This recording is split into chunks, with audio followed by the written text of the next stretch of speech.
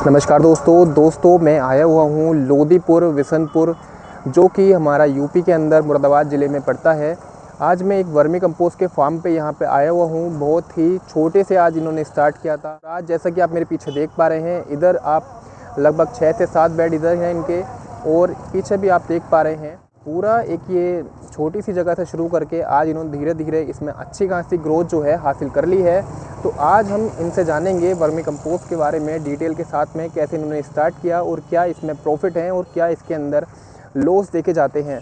तो vermi compost के बारे में अगर आप भी फुल डिटेल के साथ में जानना चाहते हैं तो वीडियो को एंड तक ज़रूर देखिएगा। तो चलिए वीडियो शुरू करते हैं और जानते हैं वर्मी कंपोस्ट के बारे में डिटेल के साथ में। तो दोस्तों चलते हैं और जानते हैं फुल डिटेल के साथ में वर्मी कंपोस्ट बिज़नेस को आप कैसे छोटे लेवल से स्टार्ट कर सकते हैं। जो ओनर हैं वो हैं शुभांकर भैया। इनसे मेरी मुलाकात अभी जो रिसेंट मेरी आप शॉप के बारे में जानते हैं वहाँ से ही हुई थी। इनके जो पहले मैंने बेड देखे थे वो बहुत ही छोटे से इन्होंने स्टार्ट किया था। अब धीरे धीरे करके इन्होंने अच्छी खासी जो ग्रोथ है वो इसमें की है, जैसे कि आप सामने भैया को देख पा रहे हैं। आइए जानते हैं इनसे सभी इस फार्मिंग के बारे में। इस तरह की जो बिज़नेस है इसमें आपको क्या क्या फ़ायदा और मुनाफा या कौन से ऐसी घाटे हैं जो आपको देखने के लिए मिल सकते हैं। तो चलिए शुरू करते हैं और भैया के पास चलते हैं। नमस्कार भैया। जी नमस्कार, मेरा नाम शुभांकर सिंह है और मैं मूल निवासी मुरादाबाद का हूँ। और जो हमारी वर्मी कंपोस्ट की यूनिट है ये हमारी लोदीपुर बिशनपुर में है, जो कि मुरादाबाद में ही, दक्षिण मुरादाबाद में ही लगती है। मेरा बैकग्राउंड वैसे मैकेनिकल इंजीनियरिंग से है और मैं 4 साल DRDO में भी जॉब करी, फिर वहाँ पे अपनी जॉब छोड़ी और अपना ये काम जो है मुरादाबाद में स्टार्ट करा है। तो शुभांकर भैया, आपने ये जो काम स्टार्ट किया था किस तरीके से स्टार्ट किया था? शुरुआत आपकी कैसी रही थी इस काम को लेके, और आपने क्या सोच के इस काम को जो है शुरू किया था, थोड़ा बताइएगा। जी, शुरुआत में तो बड़े ही रेजिस्टेंस आया सब चीज़ को लेके, क्योंकि ये काम ऐसा है कि कोई भी इससे जुड़ना नहीं चाहता, क्योंकि गोबर से रिलेटेड है। जी भैया। ठीक है, जो घर वालों ने भी बहुत कहा कि यार ये तो कोई काम समझ नहीं आ रहा, लेकिन क्योंकि करना था, मैं देख रहा था कि आजकल जो भी फूड है अपने, उसमें इतने इंसेक्टिसाइड, पेस्टिसाइड और जो फर्टिलाइज़र यूज़ हो रहे हैं, केमिकल फर्टिलाइज़र, जिसकी वजह से आने वाले टाइम में और अभी भी बहुत हेल्थ हज़ार्ड है। तो ये मुझे सबसे अच्छा विकल्प लगा, जो कि एक बीच में गैप भी था, जो किसानों को अच्छा फर्टिलाइज़र नहीं मिल रहा था। तो ये मैंने सोचा कि इसको गैप को हमें फुलफ़िल करें। स्टार्टिंग में मैंने ये यहाँ पे लगभग इधर की तरफ से हमने 20 बेड से शुरू करा था, और अब हमारे पास देखोगे तो अब लगभग हमारे पास 100 बेड्स हैं। ठीक है, आइए मैं आपको दिखाता हूँ।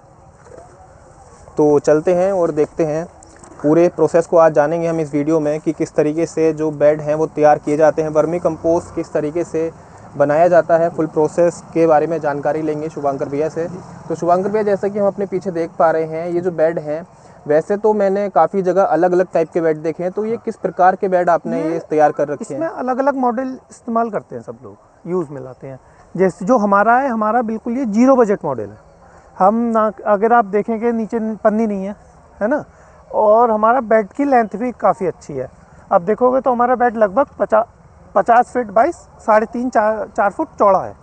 अगर आप इसको देखो जब यहाँ देखेंगे हम तो काफ़ी लंबा है, जिसकी वजह से हमारा गोबर भी ज़्यादा आ जाता है, तो हमारा प्रोडक्शन भी बढ़ता है, कमर्शियल लेवल पे हम काम भी ज़्यादा अच्छा कर पाते हैं। और इसमें पन्नी की भी कॉस्टिंग बच गई है, और जो इधर उधर हम ईंटा लगाते हैं उसकी भी हमारी पूरी कॉस्ट बच जाती है, और लेबर भी इसमें ज़्यादा आराम से काम कर लेती है ऐसे। जी भैया, मैं देख पा रहा हूँ कि आपने ये जो केले के पत्तों से आपने मतलब बहुत ही ज़्यादा बजट में, मेरे को ऐसा लगता है, ये काम शुरू किया है। और इसमें काफ़ी चीज़ों का जो मैं यूज़ देख पा रहा हूँ, जैसे कि केले के पत्ते ये सूखे हुए नज़र आ रहे हैं, और मैं उधर भी देख पा रहा हूँ, उधर बहुत सारे केले के पत्ते और साथ में उस तरह के जो केले के डंठल होते हैं उनका भी आप इस्तेमाल कर रहे हैं। इसका थोड़ा मेरे को और बताइए, क्या यूज़ आता है इसमें? जो केले के पत्ते हैं वो क्या काम करते हैं इस तरीके से? देखिए, जो केले के पत्ते सभी के लिए वेस्ट है जी। अब ये जहाँ भी डंप होते हैं, रोड के साइड में डंप होते हैं, और इसको कोई जानवर नहीं खाता और इसका कोई यूज़ नहीं है। लेकिन हम क्या करते हैं, हम इसको ऊपर ढकने के लिए काम कर लेते हैं। जैसे कि आप इधर देख रहे होंगे, ये सूख गए हैं पत्ते। अगर ये पत्ते लगभग हम 4 से 5 इंच की लेयर रखते हैं इसकी। अब जब ये ढके रहते हैं ऊपर से, तो क्या होता है, एक थर्मल इंसुलेशन मिल जाता है केंचुओं को गर्मी के लिए। तो हम ऊपर से पानी डालते रहते हैं इसमें, और क्या होता है कि जब ऊपर से पानी डालेंगे तो ऊपर की लेयर तो गर्म होगी, मतलब पत्ते की सबसे ऊपर वाली, लेकिन नीचे बेड हमारा बहुत ठंडा होता है। बिल्कुल बहुत, अगर ज़्यादा गर्मी भी होगी, लगभग बाहर 45-50 डिग्री सेल्सियस होगा, तो बेड का टेम्परेचर हमारा 25 से ज़्यादा नहीं जाता। तो हम रहने के लिए हम केंचुओं को अच्छी जगह देते हैं, जिससे कि वो ज़्यादा अच्छी तरह खाएं, ज़्यादा अच्छी तरह रिप्रोड्यूस करें। जी। तो मैं एक सवाल और है मेरा कि इसके अंदर जो केंचुए इस्तेमाल किए जाते हैं, अब केंचुओं की भी मैंने सुना है काफ़ी सारी वैरायटी आती हैं, तो उसमें कौन सी हाई कॉस्ट रहती है? अगर शुरुआत कर रहे हैं तो हमें कौन सी जो वैरायटी है उसका सिलेक्शन करना चाहिए? थोड़ा इसके बारे में और जानकारी केंचुए की जो वैरायटी है वैसे तो बहुत सारी हैं जो अभी मार्केट में चल रही हैं, लेकिन जो ऑस्ट्रेलियन ब्रीड है असीना फेटिडा, वो सबसे अच्छा केंचुआ है, जो कि खाता भी बहुत अच्छा है और रिप्रोडक्शन भी बहुत अच्छा करता है। क्योंकि अगर हम काम कर रहे हैं तो उसको खाने के प्रोडक्शन, उसको खाना, उसकी फीडिंग बहुत अच्छी होनी चाहिए और रिप्रोडक्शन अच्छा होना चाहिए। क्योंकि हम यहाँ से केंचुआ भी सप्लाई करते हैं और यहाँ से हम कंपोस्ट भी सप्लाई करते हैं, तो दोनों काम होता है। और जैसे कि आप देख सकते हैं, केले के जो डंडे होते हैं और पत्तियाँ, अब इधर की तरफ आप देखेंगे तो ये पत्ती गल चुकी है पूरी। जी जी, बिल्कुल सूखी हुई पड़ी है इधर। और हाँ, आगे थोड़ा ये क्या होता है, यहाँ पे ये पत्ते गल गए और केंचुआ इसको भी खाएगा। जब इसको केंचुआ खाएगा तो हमारी खाद में नाइट्रोजन और फास्फोरस का कंटेंट डबल हो जाएगा। मतलब अगर मैं इसको नॉर्मली ऊपर से ग्रीन नेट ढकूं जी जी, या फिर और किसी का पत्ता ढकूं, जी, तो उसमें हमारी खाद में नाइट्रोजन और फास्फोरस कंटेंट इससे डबल निकलेगा। और जो डंडे पड़े हैं, ये डंडे भी ऊपर गल जाते हैं। केंचुआ इसको बहुत आराम से खाता है, उसको बहुत अच्छा लगता है खाने में। मतलब इस खाद में हम जितना भी ग्रीन जितना ऐड करेंगे, केंचुए की हमारी केंचुए और हमारा जो मैन्योर की गुणवत्ता और ज़्यादा अच्छी बढ़ेगी। तो शुभांकर भैया, जैसा कि मैं देख पा रहा हूँ, ये इधर सूखा चारा है, उधर एक तरीके से हरा चारा हम बोल सकते हैं केंचुओं के लिए। जी, ये जो प्रोसेस होती है ये लगभग मतलब कितने दिन में जो पूरी हो जाती है, और केंचुआ मतलब कितने दिन में जो हमारा एक वर्मी कंपोस्ट है ये तैयार हो जाता है? नॉर्मली जो एक साइकिल है वो 3 से 4 महीने की है जी। बट अगर हमने उसको कंडीशन अच्छी दे दी, कंडीशन अच्छी क्या है, जैसे केंचुए के लिए टेम्परेचर अच्छा हो और गोबर ताज़ा हो जी, अगर वो चीज़ अच्छी होगी तो केंचुआ उसको और जल्दी खा लेगा, क्योंकि वो रिप्रोडक्शन जितना अच्छा करेगा जी जी, वो ज़्यादा केंचुए हो जाएंगे, उसको ज़्यादा अच्छी तरीके से खाएगा वो। अब जैसे कुछ बेड्स हमारे अभी ढके हुए नहीं हैं अच्छे से, तो इसमें थोड़ा स्लो प्रोसेस चल रहा होगा। लेकिन जो बेड हमारा बहुत अच्छे से ढका होगा, वाटर मैनेजमेंट उसका अच्छा होगा, उसमें जो होगा वो बहुत तेज़ी से, कभी कभी क्या होता है 2-2 महीने में भी बेड पूरा का पूरा खाली हो जाता है। तो भैया अब ये तो हो गई हमारी इस केंचुए की बात। अब मैं बात कर लेता हूँ इसके जो ये केंचुआ खाद है, इसके बारे में अब लोग बहुत जागरूक हो रहे हैं धीरे धीरे करके। तो ये जो यूज़ करते हैं लोग, इसके फ़ायदे क्या क्या हमारी खेती में, या हमारे जो आम जनता है वो घर पे अपने गमलों में भी इस्तेमाल करती है, तो इसके क्या क्या फ़ायदे आपके हिसाब से देखे जाते हैं? देखिए, जो सबसे मेन फ़ायदा है, जो भी हम ये अपना ऑर्गेनिक खाद इस्तेमाल करते हैं, इसमें ऑर्गेनिक कार्बन कंटेंट बहुत ज़्यादा होता है। और किसी भी खाद में जो हम फर्टिलाइज़र, केमिकल फर्टिलाइज़र यूज़ करते हैं, उसमें ऑर्गेनिक पार्ट तो है ही नहीं, कार्बन कोई किसान डालता भी नहीं है। नहीं। अब क्योंकि हम केले के पत्ते भी इस्तेमाल करते हैं, इसमें लगभग 19 से लेकर 20% तक का ऑर्गेनिक कार्बन आता है, जिससे कि हमारे फसलों की ईल्ड बढ़ जाती है। ठीक है, सबसे मेन फ़ायदा तो इसका ये है। और इसके साथ जो हमारे ज़मीन में अब बैक्टीरिया काउंट कम हो चुका है, ये उसको भी बहुत अच्छे से बढ़ाता है। मतलब आप ये समझ लीजिए, जैसे हमने यूरिया डाला, यूरिया में 48% नाइट्रोजन होता है, तो लगभग 20% ही हमारी फसल को लग पाता है ना, और सारा का सारा नाइट्रोजन हमारा ज़मीन में ही रह जाता है। जी बिल्कुल, फिक्स्ड फॉर्म में। तो क्या होता है, जो ये बैक्टीरिया होता है वो इसको अवेलेबल फॉर्म में करवा देता है, तो हमको इसका डबल बेनिफिट मिला, है ना। जो हमारा जो उसमें नाइट्रोजन जा रहा है, जो बचा पड़ा है वो भी हमारी फसल को लग गया, और ऊपर से इसमें जो नाइट्रोजन है वो भी डायरेक्ट फसल को लग जाता है। एक तो ये फ़ायदा हुआ। सेकंड, इसमें मॉनिटरी बहुत फ़ायदा होता है किसानों का। मॉनिटरी कैसे, अब देखिए जैसे ये है, ये अगर कोई भी आदमी फर्टिलाइज़र यूज़ कर रहा है, अपना गोबर भी यूज़ कर रहा है, उससे बहुत सस्ता पड़ता है यूज़ करने में। ये लगभग 1 बीघे में, या फिर अगर हम मोटे मोटे स्केल पे देखें, 1 एकड़ में 12 कुंटल पड़ता है, बस, ज़्यादा नहीं पड़ता, है ना। ऊपर फिर जो भी हम केमिकल फर्टिलाइज़र यूज़ करते हैं, वो पहले ही बार में अगर हम उसको 100 रुपीज़ का यूज़ कर रहे हैं तो सीधे 70 रुपये का हो जाएगा। मतलब हम सीधे 100 से हम सीधा 70% पे उसको ले आएंगे, वहाँ पे भी बहुत फ़ायदा होता है। फिर इसमें कोई खरपतवार नहीं होती, तो हमारे जो ज़मीन में घास है या फिर हम गेहूँ उगा रहे हैं उसमें कुछ और निकल आया, वो उस चीज़ की भी कोई परेशानी नहीं होती है। तो वो भी एक मॉनिटरी फ़ायदा हो गया किसान का। बिल्कुल। और लॉन्ग टाइम जब हम इसको यूज़ करेंगे, लगभग 4 से 5 साल, तो हमारी ज़मीन में वाटर होल्डिंग कैपेसिटी बहुत अच्छी बढ़ जाएगी। तो हमें पानी भी कम लगाना पड़ेगा, बिल्कुल। यहाँ पे फ़ायदा होगा। और वैसे अगर देखा जाए इसके और हम साइंटिफिक तरीके से जाएं तो ये पीएच लेवल भी बहुत अच्छा मेंटेन करके चलता है। जी जी बिल्कुल। तो वहाँ पे भी हमारी यील्ड उससे भी इंक्रीज़ होती है। तो वहीं पर देखा गया है जैसे किसान आज के समय में बहुत ज़्यादा हमारे जो केमिकल वाले फर्टिलाइज़र आते हैं, डीएपी हो गया, एनपीके हो गया, तरह तरह के कीटनाशक हो गए, उनके इस्तेमाल से आजकल की जो ज़मीनें हो गई हैं वो धीरे धीरे करके बिल्कुल बंजर होती चली जा रही हैं। लेकिन किसान भाई थोड़ा हमारा ऑर्गेनिक की तरफ बिल्कुल ध्यान जो है वो हटता चला जा रहा है। तो मैं किसान भाइयों से बस यही कहना चाहूँगा कि आप अपनी जो फसल है उसमें जिस तरीके से वो घूड़ी का खाद का इस्तेमाल करते हैं, बस ये उससे एडवांस लेवल का है, इस तरीके को हम मान सकते हैं। हाँ, अब जैसे गोबर की खाद में जो गली हुई होती है उसमें 2 से 2.5% ऑर्गेनिक कार्बन होता है। जी जी। इसमें 20% तक होता है। और अभी जो रिपोर्ट आई थी उसमें लगभग जो ओवरऑल इंडिया का ऑर्गेनिक कार्बन निकला है वो 0.5% निकला है। मतलब 0.5 से नीचे डेजर्ट होता है जी। ठीक है।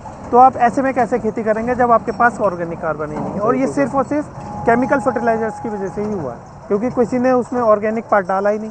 जी बिल्कुल। इससे हमारा वो भी बहुत अच्छा इंक्रीज़ होता है, जिससे कि पौधा अपने आप ही नीचे से बहुत स्ट्रांग होकर चलता है। और जो भी उस पर हम इंसेक्टिसाइड हो, पेस्टिसाइड हो, जो भी हम उसमें डालेंगे वो कम होके ही लगेगा पहली साइकिल से। पहली साइकिल में 70% इसको हम इस्तेमाल केमिकल फर्टिलाइजर को इस्तेमाल करेंगे। फिर दूसरी साइकिल जब अगले साल इस्तेमाल करेंगे तो 70 की जगह 50 हो जाएगा, फिर 50 की जगह 25 हो जाएगा। चौथे साल में हमको केमिकल फर्टिलाइजर डालने की ही ज़रूरत नहीं है बिल्कुल अपने। बहुत बढ़िया जी।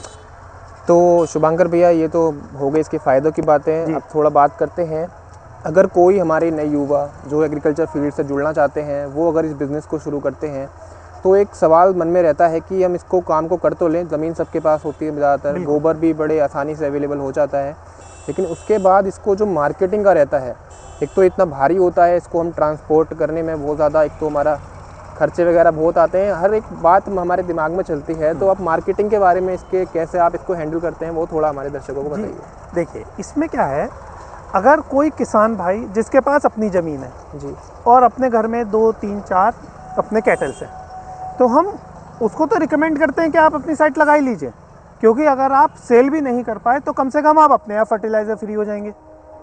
बिल्कुल। उनको अपना फर्टिलाइज़र नहीं खरीदना है तो वो क्या होगा कि आपका खर्चा वैसे ही कम हो गया। ठीक। और जो कमर्शियल लेवल पे करना चाहते हैं, इसमें 2-3 तरीके की मार्केट है। एक तो हमारा हो गया डायरेक्ट हम किसान को सोर्स करें, और दूसरा जैसे कि शहरों में है अब टेरेस गार्डन का भी प्रचलन अच्छा है, लोग अपना ही सोचते हैं कि हम अपनी ही ऑर्गेनिक वेजिटेबल उगाएं वो खाएं। जी जी। वो है। और तीसरा नर्सरी। ठीक। अब क्या होगा, नर्सरी पे आपको मार्जिन्स तो सही मिल जाएंगे लेकिन क्वांटिटी इतनी सप्लाई नहीं होगी। जी जी बिल्कुल। जो अगर आप क्वांटिटी के ऊपर जाएं तो मार्केट हमारे लिए फार्मर्स हैं या बड़े बड़े फार्म्स हैं। जी जी। ठीक। और अगर आप छोटा काम करते हैं तो आपके लिए नर्सरी एक अच्छा मार्केट सोर्स हो सकता है। जी जी बिल्कुल। और अब थोड़ी जागरूकता भी लोगों में आ रही है, गोबर की खाद कम लोग इस्तेमाल करते हैं, ये ज़्यादातर इस्तेमाल करने की सोचते हैं, क्योंकि अगर आप देखें तो ना ही इसमें कोई स्मेल होती और ना ही कुछ पानी लीक हो रहा है। जैसे क्या है, गोबर आपने घर में रखा हुआ है सड़ा गला तो उसमें बदबू आ रही है बहुत। बिल्कुल बिल्कुल। इसमें कुछ नहीं होता, ये रखा है तो रखा है, आप कभी भी इसको इस्तेमाल कर लो, नॉन पेरिशेबल आइटम है, तो लोग भी इसकी तरफ थोड़े से अच्छे अट्रैक्ट हो रहे हैं। पूरा प्रोसेस होने के बाद में आप जब इसको पैक करते हैं, ये जो मशीन आप देख पा रहे हैं, दर्शकों को मैं दिखाना चाहूँगा, तो इस मशीन का क्या योगदान है और किस तरीके से आप पैकिंग करते हैं वो थोड़ा और बता दीजिए। पहले क्या था, हमारा जब छोटा प्लांट था, जब स्टार्टिंग में करा तो हमने एक मैनुअल छन्ना लिया था जी। तो उस पर 2 लेवल लगते थे, तो दिन में मुश्किल से 4 से 5 कुंटल हम एक दिन में छान पाते थे। जी जी। लेकिन फिर क्या हुआ, हमने ये मशीन बनवा ली। अब हम ये देखिए मशीन देखेंगे, देखो इसमें अगर ये जो जाली लगी हुई है, इसमें जो छेद है ये 3 mm का छेद है। जी जी। ये टेक्निकली 3 mm का इसलिए रखा गया है क्योंकि जो केचुआ जो खा के निकालता है वो लगभग इतना ही होता है, क्योंकि अगर इससे ऊपर जाएगा तो हमारा पार्टिकल दूसरा आ जाएगा। और ये हमने बिल्कुल मैनुअल मशीन बनवाई है, नीचे इसमें टायर लगे हुए हैं। इससे क्या होता है, एक तरफ से एक लेबर डालता रहता है और एक लेबर यहाँ से इसको घुमाता रहता है। जी जी। और जो खाद की क्वालिटी आप देखिए, क्वालिटी देखिए, ये देखिए, इससे जो क्वालिटी निकल कर आती है वो ये आती है। जो खाद की पहचान है, खाद की पहचान ही यही है कि ये बिल्कुल चाय की पत्ती की तरह होगी, और हम इसको जब स्मेल करेंगे तो कोई स्मेल नहीं आएगी इसमें से। मतलब इससे हमें पता चलता है कि अच्छा तरीके से खाद खाया हुआ है। और फिर उसके बाद क्या करते हैं हम, उसके बाद हमारे ये 50-50 केजी के बैग हैं, ये बनाते हैं जो कि किसानों को जाते हैं या फिर किसी को ज़्यादा बड़ी क्वांटिटी में चाहिए वो। और हमारी 1-1 किलो की पैकेजिंग नर्सरीज के लिए है और 5-5 किलो की पैकेजिंग है, और जैसे जिसकी डिमांड होती है उसके हिसाब से हम उसको पैकेजिंग करके दे देते हैं। तो अगर शुभांकर भैया, अगर कोई हमारे यूपी से है, कोई मुरादाबाद जहाँ से ये आपका ये फार्म लगा हुआ है, अगर कोई आपसे जुड़ना चाहे और इसको सीखना चाहे या आपसे केंचुए की डिमांड लेना चाहे केंचुए, तो आपसे किस तरीके से ले सकता है, थोड़ा वो और बता दीजिए। जी देखिए, हम यहाँ पे वर्मी कंपोस्ट भी दे रहे हैं और केचुआ भी सप्लाई करते हैं जैसे कि मैंने पहले बताया, और जो हम ट्रेनिंग भी प्रोवाइड करवाते हैं। जी। और ट्रेनिंग हमारी बिल्कुल फ्री ऑफ कॉस्ट है। ये हमारा जो प्लांट है वो लोधीपुर बिशनपुर में रेलवे स्टेशन के बिल्कुल पास में, मुरादाबाद के अंदर। जी। ठीक है, फ्री ऑफ कॉस्ट ट्रेनिंग होती है। जो हमारा केचुआ जो सेल होता है वो हम 150 रुपये किलो के हिसाब से केचुआ सेल करते हैं, जो कि जिसमें हमारी कंसल्टेंसी इसके साथ ही होती है। कंसल्टेंसी में हम क्या करेंगे, पूरे 1 साल तक आपको पूरी गाइडेंस देंगे। गाइडेंस में क्या परेशानी आने वाली है, देखिए जो परेशानी हो गई अब तो वो हो गई, उसके लिए आप मेजर्स ले सकते हो, लेकिन जो परेशानी आने वाली है अगर हम उसको पहले से क्योर कर लें तो आपका लॉसेस कम होंगे। लॉसेस क्या, आपके केचुए नहीं खत्म होंगे। जी। ठीक है, जो सबसे बड़ी दिक्कत यही है आज के टाइम में वर्मी कंपोस्ट यूनिट में कि आप केचुआ ही खत्म हो जाता है लोगों का, क्योंकि वो मेंटेन नहीं कर पाते। बिल्कुल। तो हम उसको पहले से ही बता के चलते हैं, और अगर हमारे बताए हुए स्टेप्स पे चल के किसान के केचुए तब भी नहीं बचे, ख़त्म हो गए, तो हम वो केचुआ फ्री ऑफ कॉस्ट अवेलेबल करवा देते हैं। उसमें हम कोई पैसा नहीं लेंगे किसान का। और जो भी अगर कोई ट्रेनिंग भी लेना चाहे, ट्रेनिंग फ्री ऑफ कॉस्ट है। आप आइए, 2 दिन 3 दिन 4 दिन जितना सीखना है हमसे सारा सीख सकते हैं यहाँ पे आके, और हम सारी चीज़ें बताएंगे उसको। चलिए, बहुत बढ़िया शुभांकर भैया, ये जानकारी जो आपने हमारे दर्शकों को दी है उसके लिए बहुत बहुत शुक्रिया अदा करता हूँ। लेकिन अगर आपसे हम कांटेक्ट करना चाहें अगर, तो आप मेरा थोड़ा कॉन्टैक्ट नंबर है 8285035550। आप इस पे कांटेक्ट करिए, किसी भी टाइम कॉल कर लीजिए, हम अपने फार्म पे अवेलेबल होते हैं। जब भी आइए तो कॉल करके आ जाइएगा, सबके लिए वेलकम। चलिए शुभांकर भैया, ये जानकारी के लिए बहुत बहुत धन्यवाद। धन्यवाद, और आपसे फिर मुलाकात ज़रूर होगी। बिल्कुल। तो किसान भाइयों, अगर आप भी ऐसी ढेर सारी जानकारियाँ जानना चाहते हैं तो हमारे चैनल को सब्सक्राइब करें दोस्तों, और ऐसी ढेर सारी एग्रीकल्चर से जुड़ी जानकारियाँ हमारे चैनल पर आती रहती हैं। चैनल सब्सक्राइब करना ना भूलिएगा। कोई भी अगर आपका सवाल है तो आप हमसे कमेंट बॉक्स आपके लिए खुला हुआ है, आप कमेंट बॉक्स से पूछ सकते हैं। तो चलिए, मिलते हैं ऐसी जानकारी के साथ किसी अगली वीडियो में, तब तक के लिए इजाज़त दीजिए।